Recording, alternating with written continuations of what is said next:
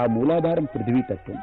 అంతేకాదు ఎందుకు పృథ్వీతత్వం అన్నారు అంటే ఆ మూలాధారం దగ్గరే పురుషుడికి, మూలాధారానికి కరెక్ట్గా ఆపోజిట్ పార్టీలో పురుషుడికి జీవ ఉత్పత్తి చేసేటువంటి కణం తయారవుతుంది, జీవ కణాలు తయారవుతాయి.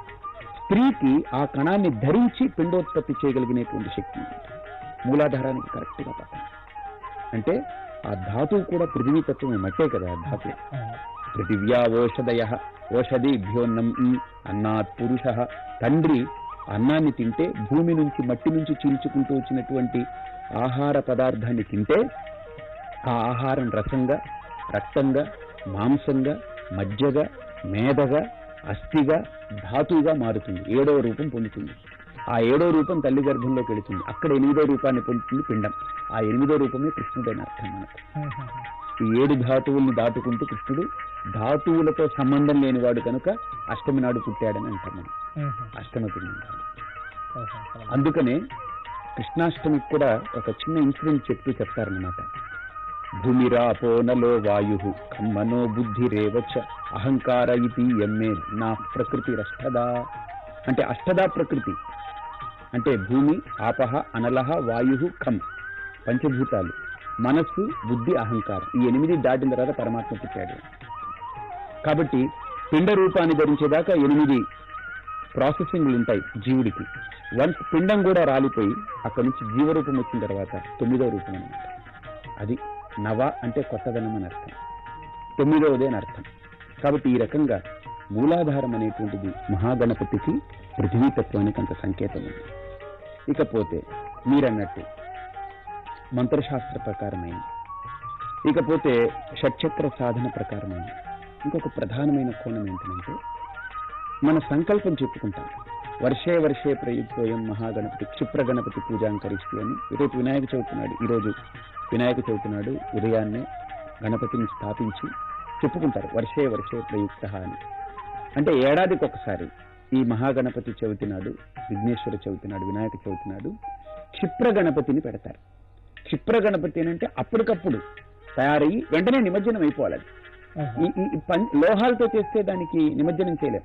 ఇలా ప్రతి ఏడాది తయారు చేస్తూ పోతే ఇళ్ళంతా గణపతులు అయిపోతారు, వీధులన్నీ గణపతి మండపాలు అయిపోతాయి.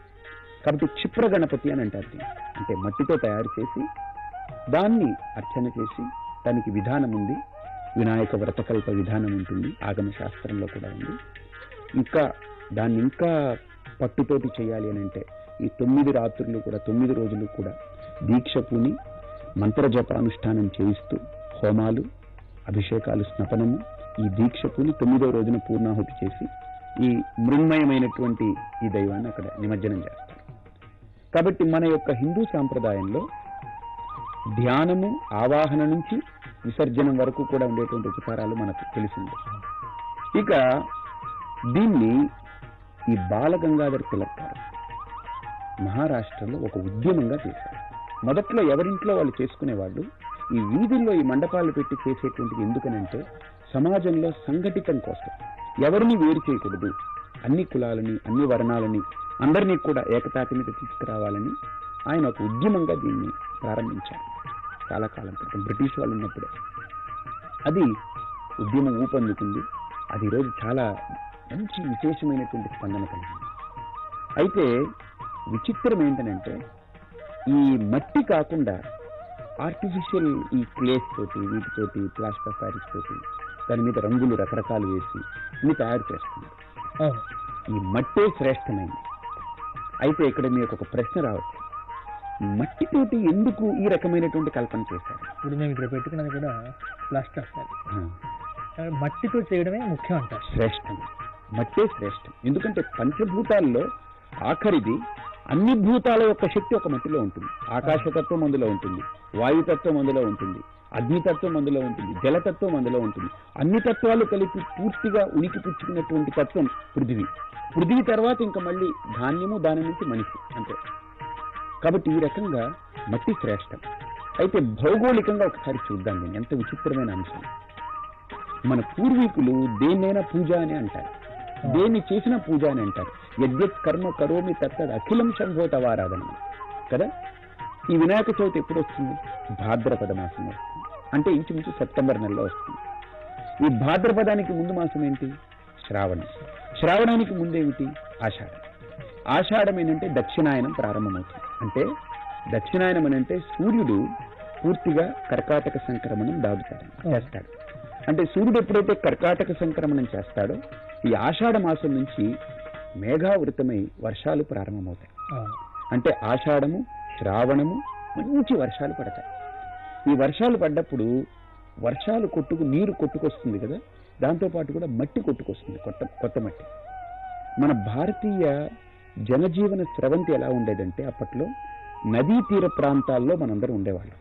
అంటే మన సంస్కృతి మొత్తం నదీ తీరం నుంచి వచ్చింది. అయితే ఈ వర్షాలకి నీళ్లు కొట్టుకొస్తాయి కదా, మట్టి కొట్టుకొచ్చి ఈ నదిలోకి మనల్ని వెళ్ళనివ్వకుండా మనకు ఆటంకం ఏర్పడుతుంది కొత్త మట్టి రావడం వల్ల. అందుకని మన వాళ్ళు ఏం చేశారంటే మన చుట్టూ ప్రాంతాలను పరిశుభ్రం చేసుకోవాలి. అందుకని ఏంటి, కొత్త మట్టిని తీసుకెళ్లి మహాగణపతిగా ఆరాధన చేసి దాన్ని అర్చన చేస్తారు ఈ భాద్రపదంలో.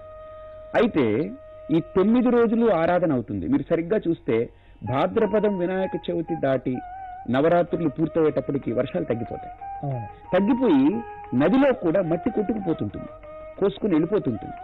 పూర్తిగా మట్టి కొట్టుకుపోయినా నదికి ప్రమాదమే, అక్కడ తెగిపోయి మన మీదకి వస్తుంది. అందుకని మళ్ళీ ఏ మట్టిని అయితే ఈ ఊరు ప్రాంతం వాళ్ళందరూ కూడా నదీ తీర ప్రాంతం వాళ్ళు మహాగణపతిగా ఆరాధన చేశారో మళ్ళీ ఆ మట్టిని తీసుకెళ్లి అక్కడ వేయడం వల్ల తరిగిపోయిన మట్టిని మళ్ళీ ఇది రీప్లేస్ చేస్తుంది. మీకు అర్థమైంది నిమజ్జనం చేయడంలో అర్థం? చాలా బాగుంది. కాబట్టి భౌగోళికంగా అంటే ఒక సమతుల్యత, అంటే బ్యాలెన్స్ చేస్తుంది. అది కాకుండా మన పరిసరాల్ని మనమే పరిశుభ్రం చేసుకోవడం. ఇప్పుడు మన టీటీడీలో తిరుమల తిరుపతి దేవస్థానంలో సంవత్సరానికి 2 సార్లు శుద్ధం చేస్తారు. దాన్ని ఏదో పేరుతో మీరు తిరుమంజనం అంటారు. తిరుమంజనం కూడా ఒక పూజగా చేస్తారు. అది కూడా ఒక పూజ. గోడల్ని క్లీన్ చేయడం కూడా పూజ. అలాగనే మనకు కొత్త మట్టి కొట్టుకొచ్చి మన జీవన స్రవంతికి అడ్డుగా పడినటువంటి దాన్ని తీసుకెళ్లి మామూలుగా క్లీన్ చేయమన్నారు అనుకోండి, మన వాళ్ళు ఎవరు పట్టించుకోరు. అదే ఇది మహాగణపతిని చేసి పూజ చేయండి, ఇది మంచిది అంటే వెంటనే పరిగెడతాం. మీకు లాభం ఉంటుందని అంటే పరిగెడతాం. కానీ ఇప్పుడు అలా ఉన్నటువంటి దాన్ని మనవారు ఏం చేశారంటే, అంటే ఏ నదుల నుంచి అయితే మట్టి కొట్టుకుపోయి తిరిగి మట్టిని అంటే దాని నుంచి మనం ఏం చేసామంటే ఇప్పుడు వేరే అంటే పర్యావరణాన్ని పాడు చేసేటువంటి, పర్యావరణాన్ని రక్షణ చేసే మన వాళ్ళ యొక్క ఆలోచనని మనం నవీనంగా ఆధునికంగా మార్చుకోవడం వల్ల పర్యావరణాన్ని భక్షణ చేస్తున్నాం. ఈ ప్రకృతిని భక్షణ చేస్తుంది. ఇది తెలుసుకోవాలి అందరూ. ఇది ప్రతి ఒక్కరు చాలా మంచి, అంటే మీరు చక్కటి అంశాన్ని వల్ల నాకు. లేకపోతే ఇప్పుడు ఈ భాద్రపదంలో ఈ మహాగణపతిని ఇప్పుడు పెట్టుకోవాల్సిన అవసరం లేదు, నిమజ్జనం చేయాల్సిన అవసరం లేదు. మట్టితో మహాగణపతిని చేయడం వల్ల పృథ్వీతత్వానికి సంకేతం, లంబీజం, మంత్రరూపంగా ఆయన మూలాధార స్థితులు. భౌగోళికంగా చూసిన, నైసర్గికంగా చూసినా కూడా పర్యావరణ పరిశుభ్రత, ఇది కూడా పూజ. మన పూర్వీకులు మనకు చెప్పినటువంటి హిందూ ధర్మంలో చెప్పిన పూజ 2 రకాల పూజ, బాహ్య శౌచం, అంతఃశౌచం 2 ఉంటుంది. పూజ వల్ల చూడండి, మీరు పూజా ప్రక్రియలో హిందువులు ఆచరించేటువంటి పూజా ప్రక్రియలో దీపం వెలిగిస్తారు. అంటే పర్యావరణం అంతా కూడా స్వచ్ఛంగా కనపడడానికి అక్కడంతా శుభ్రం చేసి అగరవత్తి వెలిగిస్తారు. ఆ పర్యావరణం అంతా కూడా దుర్గంధంపై సుగంధం రావడం. సాంబ్రాణి వేస్తారు, అక్కడ ఈ క్రిములు కానీ కీటకాలు కానీ ఇటువంటివి మసలకుండా అవంతా వెళ్ళిపోతాయి ఈ వాసనకి. ఇప్పుడు ఏం చేస్తున్నాం, గుడ్ నైట్ పెడుతున్నాం, లేకపోతే గుడ్ బై పెడుతున్నాం అని చస్తున్నాయి. మనం పీల్చుకుంటున్నాం ఆ గాలి, చస్తున్నాం. మనం కూడా జబ్బులతో వస్తున్నాం.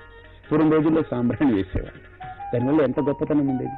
ఇంట్లో ఒక మంచి పవిత్రమైనటువంటి పూజ కూడా. అంటే నేను గురుగారు భూమితో ఈ భూమి పూజ కూడా ఉంది. అంటే ఎక్కడ చేసినా కానీ ఉదయం లేవగానే సముద్ర వసనేదేవి పర్వతస్థానం అన్నది, అంటే ఎంత అంటే పృథివీతో, అంటే ఇప్పుడు చూస్తూ ఉంటే ప్రతి క్షణం కూడా మనకు పర్యావరణాన్ని కాపాడుకో అనేటువంటి విషయం ప్రధానంగా మన శాస్త్రం చెప్తుంది. తర్వాత ఈ పూజ ఆస్పెక్ట్ లో కూడా మన వాళ్ళు ఆచరించినంతా కూడా మనం లోపల శుద్ధం పొందడమే కాకుండా మన పరిసరాలను కూడా పవిత్రం చేయాలి. ఇప్పుడు క్లీన్ అండ్ గ్రీన్ అని వీళ్ళు గవర్నమెంట్ వాళ్ళు పెడుతున్నారు, ఎవడు పట్టించుకుంటున్నాడు? అదే మన పూర్వీకులు దీన్ని పూజగా పెట్టారు, అందరూ చేశారు. అప్పుడు క్లీన్ అండ్ గ్రీన్ గా ఉండేది యాక్చువల్ గా. ఇప్పుడు క్లీన్ అండ్ గ్రీన్ అని బోర్డులు మట్టుకే ఉంటున్నాయి. బట్ దీన్ని అదే కనుక పూజలా తీసుకొచ్చేస్తే ప్రతి ఒక్కళ్ళు దాన్ని వర్షిప్ గా భావిస్తారు, దాన్ని దైవంగా ఆరాధిస్తారు. కాబట్టి వినాయక చతుర్థి అంతరార్థం ఇదే. మీరు ఇంకొకటి కూడా గమనిస్తే అంతరార్థాలు ఏంటంటే, మన శాస్త్రీయమైనటువంటి దృక్పథం ప్రకృతి పరమాత్మ కంటే వేరు కాదు. This creation is the expression of Ishwara. అర్థమైందండి? మీరు నవ్వితే మీ ముఖం ఎంత చక్కగా విచ్చుకొని మీరు ఎంత ఆహ్లాదంగా కనిపిస్తారో, ఈ ప్రకృతి కూడా పరమాత్మ యొక్క నవ్వు. ఆయన నవ్వగా వచ్చినటువంటి ఆనందమే ప్రకృతి, ఆయన నవ్వగా వచ్చినటువంటి ఆ సౌగంధమే ప్రకృతి. దీన్ని మనం ఎంతలా ఉంచుకోవాలి మనం. కాబట్టి ఇందులో చేసే ప్రతిదీ కూడా పూజగా భావిస్తాం. పరమాత్మకి ప్రకృతికి అభిన్నత ఉంది, వేరు చేయలేం మనం. ప్రకృతిని పరమాత్మని వేరు చేయలేం. పూరీని గోధుమ పిండి నుంచి వేరు చేసి చూపించండి నాకు. పూరీని గోధుమ పిండి నుంచి వేరు చేసి చూపించండి. బట్ మీరు పూరి అని ఏదైతే అంటున్నారో నేను గోధుమ పిండి అంటాను. మన ఇద్దరం వాదులాడుకున్నాం. మీరు పూరిని పట్టుకుపోండి, నాకు గోధుమ పిండి ఇచ్చేయండి. కుదరదుగా. వన్స్ పూరి అయిన తర్వాత దట్ గోధుమ పిండి ఇట్ సెల్ఫ్ ఇస్ పూరి. గోధుమ పిండి ఏదైతే ఉందో అదే పూరి, ఆ పూరియే గోధుమ పిండి. ఎలాగా?